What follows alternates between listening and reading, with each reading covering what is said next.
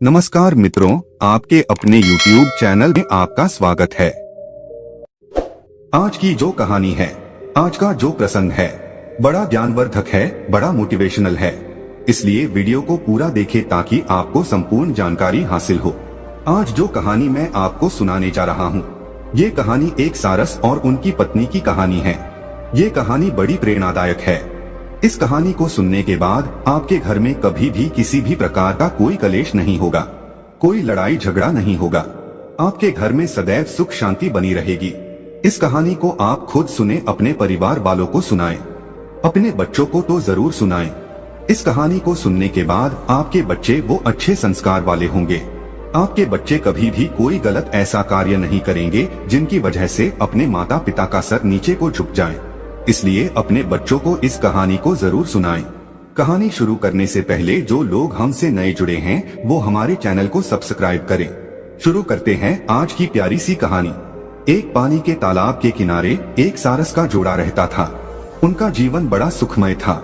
वो दिन भर पानी में अपना पेट भरते, अपना भोजन खाते। उसके बाद पानी के किनारे पर वहीं पे बैठ जाते।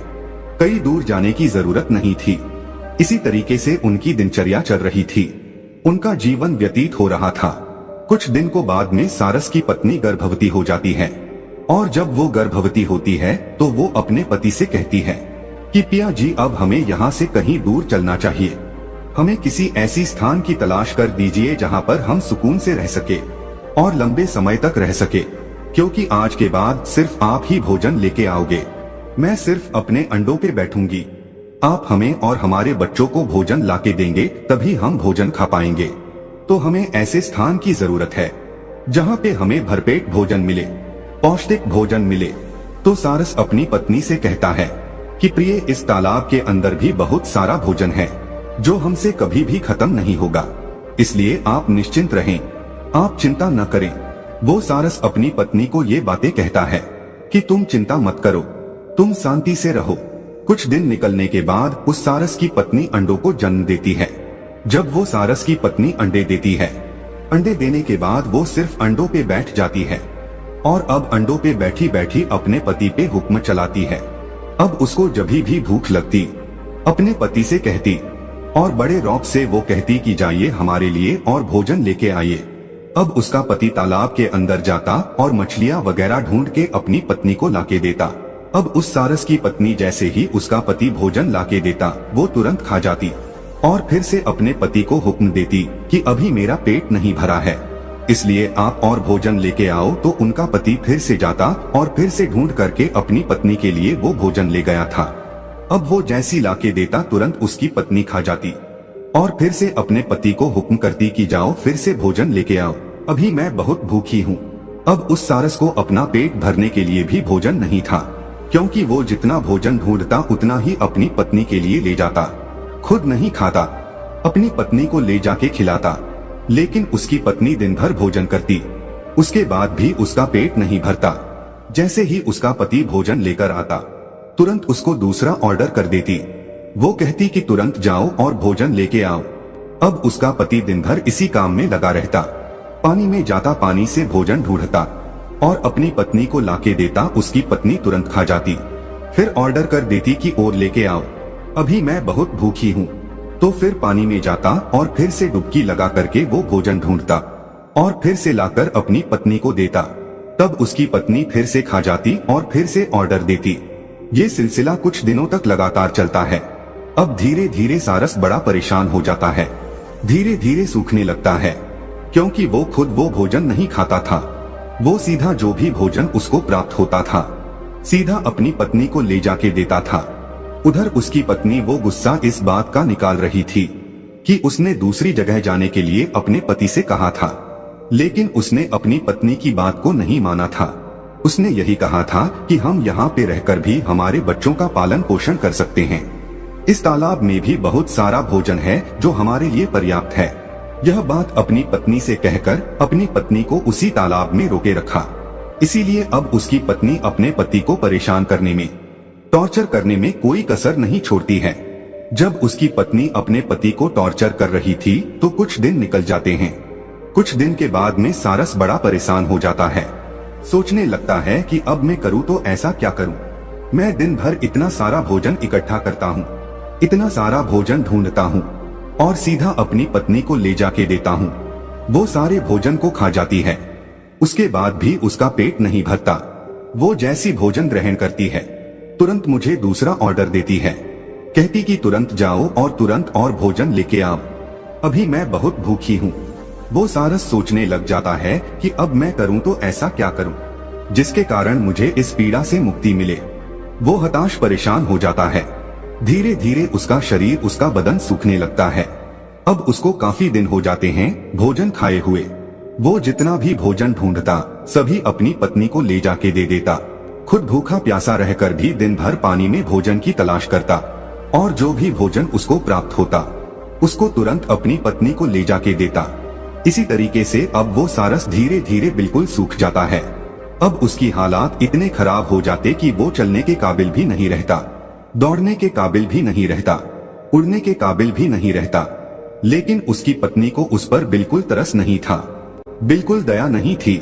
अब तो कुछ दिनों के बाद उसके बच्चे और हो चुके थे, अंडों से बच्चे भी निकल आए थे। अब तो बच्चों को भी भोजन ले जाके देना पड़ रहा था, साथ में उसकी पत्नी को भी भोजन ले जाके देना पड़ रहा था। पहले तो वो सारस बीच बीच में थोड़ा भोजन खुद खा लिया करता था, लेकिन अब तो उसके बच्चे भी हैं और उसकी पत्नी भी है। अब तो वो एक निवाला भी नहीं खा सकता था। जितना भोजन उसको मिलता सभी भोजन को अपनी पत्नी को, अपने बच्चों को ले जाके देता, खुद एक भी निवाला नहीं लेता। अब धीरे धीरे सारस के हालात खराब हो जाते। अब वो बिल्कुल सूख जाता है, बिल्कुल हड्डियों का ढांचा बन जाता है। कहते हैं ना कि भूखा भजन ना हो गोपाला, ये पकड़ 3 कंठी माला। क्योंकि भूखे रहकर कोई भी जीव जंतु किसी भी कार्य को नहीं कर सकता। इसी तरीके से अब उस सारस की हालत इतनी खराब हो जाती है कि वो नहीं तो चल सकता, नहीं उड़ सकता, कुछ नहीं कर सकता था। अब वो सारस धीरे धीरे हड्डियों के ढांचे में बदल जाता है। उस सारस का मांस वो सब सूख जाता है। अब वो एक हड्डियों का ढांचा बन के रह जाता है। जब वो सारस हड्डियों का ढांचा बन जाता है, उसकी क्षमता नहीं रहती है। तब वो अपनी पत्नी से कहता है कि प्रिय, अब मैं सिर्फ कुछ दिनों का मेहमान हूँ। अब आप यदि मुझे टॉर्चर ना करें तो आपकी बड़ी कृपा होगी। अब तो बच्चे भी बड़े हो चुके हैं। आप स्वयं भी पानी में जाकर, आप स्वयं भी तालाब में जाकर अपने बच्चों के लिए भोजन ला सकती हो, अपने लिए भोजन ढूंढ सकती हो। अब मैं सिर्फ कुछ ही दिनों का मेहमान हूँ। आप अच्छे से रहना और अपने बच्चों का अच्छे से लालन पालन करना। इतनी बात वो सारस अपनी पत्नी से कहता है। तब उसकी पत्नी कहती है, क्या तुम अभी मरने वाले हो? जब तक जीवित हो तब तक तो हमारे लिए कुछ करो। जब अपनी पत्नी की इतनी बात सुनता है तो वो सारस झुर-झुर रोने लगता है और परमात्मा से दुआ करता है कि परमात्मा, हे मेरे मालिक, हे मेरे परम पिता, तुम मुझे इस धरती से अभी क्यों नहीं उठा लेता? मुझे किस जन्म की पीड़ा दे रहा है? ऐसी नरक की जिंदगी से तो बेहतर है कि मुझे मृत्यु आ जाए। अब वो सारस अपने परमात्मा से दुआ करता है, अपने मालिक से दुआ करता है और कहता है, मेरे मालिक, या तो तू मुझे उठा ले या इस नरक से मुझे मुक्ति दे। इतनी बात कहने के बाद अब वो सारस अपनी पत्नी से बात करना बंद कर देता है और मौन हो जाता है और ईश्वर का ध्यान करने बैठ जाता है। ईश्वर का ध्यान करते हुए कुछ समय उसको निकल जाता है। अब वो एक ही प्रण बना लेता है, ना ही वो कुछ भोजन ग्रहण करता है, ना ही पानी पीता है। अब वो सिर्फ भगवान का ध्यान करने के लिए बैठ जाता है।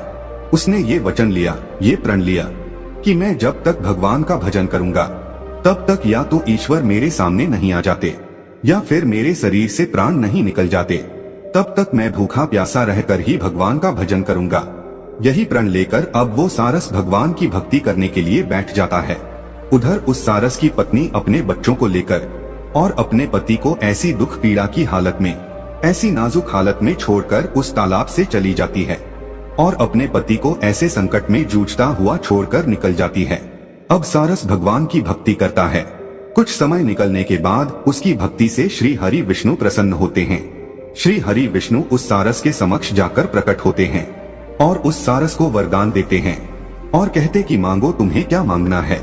जब सारस श्री हरि विष्णु से कहता है कि प्रभु, मुझे मेरी पत्नी का साथ दे दीजिए, वो सारस तब भी यही मांगता है। उसको और कुछ सूझता ही नहीं है। वो सिर्फ यही मांग पाता है कि मुझे मेरी पत्नी का साथ दे दीजिए। तो श्री हरि विष्णु कहते हैं कि तथास्तु ऐसा ही होगा। वो सारस मांगना तो कुछ और चाहता था, लेकिन उसके मुख से यही निकलता है कि प्रभु मुझे मेरी पत्नी का सहारा दे दीजिए, मेरी पत्नी का साथ दे दीजिए। श्री हरि विष्णु ये आशीर्वाद देते हैं कि तथास्तु ऐसा ही होगा। अब वो सारस अपनी पत्नी का सानिध्य पाता है, फिर से उसकी पत्नी उसको मिल जाती है।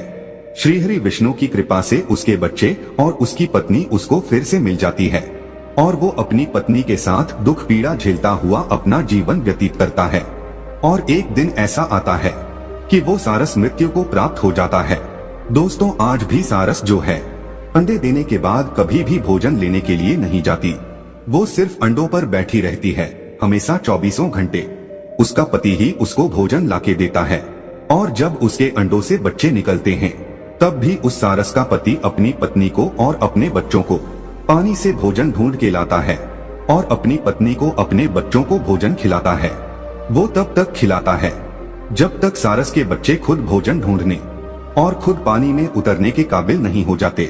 तब तक सारस अपनी पत्नी को और अपने बच्चों को स्वयं भोजन लाके खिलाता है, क्योंकि ये श्री हरि विष्णु के एक आशीर्वाद के कारण हुआ है।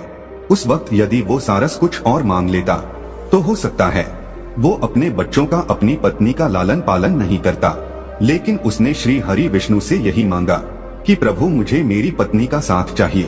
तो भगवान ने उनको ये आशीर्वाद दे दिया कि तथास्तु ऐसा ही होगा। उसके बाद से सारस कभी भी आपको अकेली नहीं मिलेगी, वो हमेशा जोड़े में मिलेगी। जहाँ भी आपको नजर आएगी वो जोड़े में नजर आएगी। अकेली सारस आपको कहीं पे भी ढूंढने को नहीं मिलेगी। दोनों पति पत्नी का जोड़ा आपको हमेशा नजर आएगा। और जब वो अंडे देती है तो खुद अंडों पे बैठ जाती है और सारस अपनी पत्नी के लिए भोजन ढूंढ के लाता है और खिलाता है। इसी तरीके से उनका जीवन व्यतीत होता है। दोस्तों, ये कहानी अब समाप्त होती है। तो दोस्तों, यह कहानी आपको कैसी लगी हमें कमेंट सेक्शन में जरूर बताना और अच्छी लगी हो तो इस चैनल को सब्सक्राइब जरूर कर लेना।